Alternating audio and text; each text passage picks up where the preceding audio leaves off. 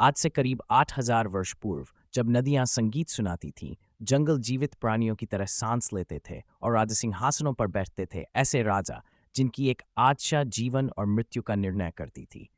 ऐसे ही एक विचित्र राज्य की कथा है। एक मूर्ख राजा, एक बुद्धिमान मंत्री और एक घंटी जिसने पूरे राज्य का भाग्य बदल दिया।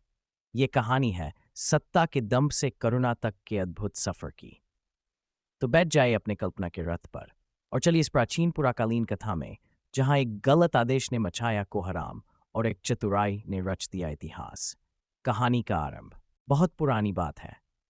उस समय मालवपुर नामक एक विशाल और समृद्ध नगर था, जहां एक विचित्र प्रवृत्ति का राजा राज्य करता था। राजा वृत्सेन। राजमहल स्वर्ण से चमकता था, लेकिन राजा के विचार मिट्टी जैसे मंद थे। उसे न तो नीति का ज्ञान था और न ही प्रजा के दुख दर्द में कोई रुचि। परंतु ईश्वर की कृपा से उसके दरबार में एक अत्यंत विद्वान और प्रजावत्सल मंत्री था, महर्षि देवव्रत। राजा वृत्सेन को समय समय पर अजीब और मूर्खतापूर्ण विचार आते रहते। एक दिन उसने दरबार में घोषणा की, अब से राज्य का हर व्यक्ति अपने मस्तक पर एक घंटी बांधेगा, जिससे मैं जान सकूं कौन नगर में आ और जा रहा है। डुगडुगी बजाई गई, आदेश सब ओर फैल गया। नागरवासियों में खलबली मच गई। सबके सिर पर बंदी घंटियां अब बज बज कर उनका चैन हर रही थीं। बच्चे, वृद्ध, स्त्रियां, सब हतप्रभ। लेकिन बात यहीं नहीं रुकी। कुछ ही दिनों में वनकंदराओं से निकले लुटेरे इन घंटियों की ध्वनि सुनकर नगरवासियों पर धावा बोलने लगे। जो अकेले यात्रा करता वही सबसे पहले लुटता। मालवपुर में भय और आतंक की छाया फैल गई। बाजार सूने हो गए। मंदिरों में घंटियों की जगह लोगों की सिसकियां गूंजने लगीं। महर्षि देवव्रत ने जब ये सब देखा तो वे अत्यंत चिंतित हुए। उन्होंने राजमहल जाकर राजा से निवेदन किया, महाराज, यह आदेश आपके राज्य की शांति भंग कर रहा है। परंतु वृत्सेन ने अकड़ कर कहा, मैंने यह आदेश अपने विवेक से दिया है। यदि कोई दोष है तो तुम्हें ही इसका समाधान खोजना होगा। महर्षि मुस्कुराए। उन्होंने एक योजना बनाई। अगली ही सुबह उन्होंने एक चतुर युवक को बुलाया और आदेश दिया, नगर के उत्तरी छोर पर जो वटवृक्ष है, उसकी सबसे ऊंची शाखा पर वह घंटी बांध दो जो राजा ने सबको बांधने को कहा था। युवक ने वैसा ही किया। जब पवन देवता ने पेड़ की शाखाओं को छुआ तो वह घंटी बजने लगी।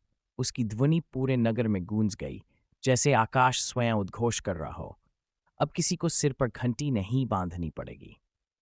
लोगों ने राहत की सांस ली। लुटेरे भ्रमित हो गए और उनके हमले रुक गए। नगर में फिर से चूल्हे जलने लगे, खेतों में हल चलने लगे और मंदिरों में शांति की घंटियां बजने लगीं। राजा वृत्सेन ने जब यह देखा तो वह चकित रह गया। देवव्रत, तुमने तो चमत्कार कर दिया।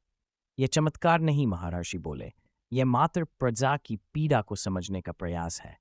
इस घटना के बाद राजा वृत्सेन का हृदय परिवर्तन हुआ। उसने महर्षि से निवेदन किया, मुझे सिखाओ सच्चे राजा का धर्म क्या है। महर्षि ने उत्तर दिया, राजा वह नहीं जो केवल सिंहासन पर बैठे, राजा वह है जो प्रजा की भूख, पीड़ा और आकांक्षा को समझे। इसके बाद शुरू हुआ मालवपुर का नवयुग। महर्षि देवव्रत के सुझावों पर राजा ने राज्य में शिक्षा के लिए गुरुकुलों का निर्माण, वनों में औषधालयों की स्थापना और किसानों के लिए बैलों तथा हलों का वितरण किया। लोगों के चेहरों पर मुस्कान लौट आई। राजा स्वयं नगर भ्रमण पर निकलने लगा, वृद्धों से आशीर्वाद लेता, बच्चों को आंगन में खेलते देखता और किसानों से खेतों की बात करता। मालवपुर अब केवल एक नगर नहीं रहा, वह बन गया एक जीवंत और प्रेरणास्पद नगरी, जहां राजा और प्रजा एक दूसरे के सहयोगी बन गए। राजा वृत्सेन के गुण अब अन्य राज्यों तक भी फैलने लगे। जहां कभी उसकी हंसी उड़ाई जाती थी, अब वहां से संदेश आते, हमें भी बताओ कैसे बना वृत्सेन एक सच्चा नायक। और तब महर्षि देवव्रत ने एक आखिरी वाक्य कहा, जिसे शक्ति का गर्व नहीं, सेवा का आनंद हो, वही होता है सच्चा राजा। यदि यह कहानी आपको प्राचीन काल के उस दौर में ले गई, तो इस चांद को केवल अपने तक न रखें। सच्ची बुद्धिमत्ता और दया को फैलाए। और याद रखिए, एक घंटी से बदल सकता है पूरा राज्य, यदि कोई उसे सही दिशा में बजाए। समाप्त।